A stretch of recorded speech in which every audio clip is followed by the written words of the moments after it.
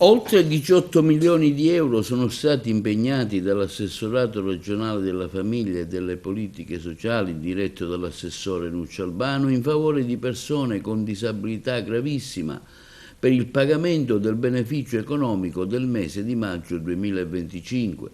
La puntuale erogazione da parte dei nostri uffici, afferma l'assessore Albano, si inserisce nel quadro delle politiche di inclusione e di tutela dei diritti, testimoniando la nostra attenzione concreta alle esigenze delle persone più fragili.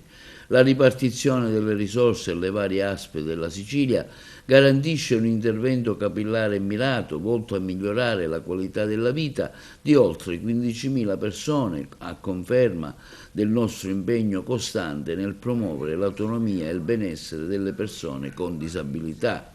L'assessorato ha impegnato la somma di 18.631.000 euro a valere sul Fondo per la disabilità e per la non autosufficienza.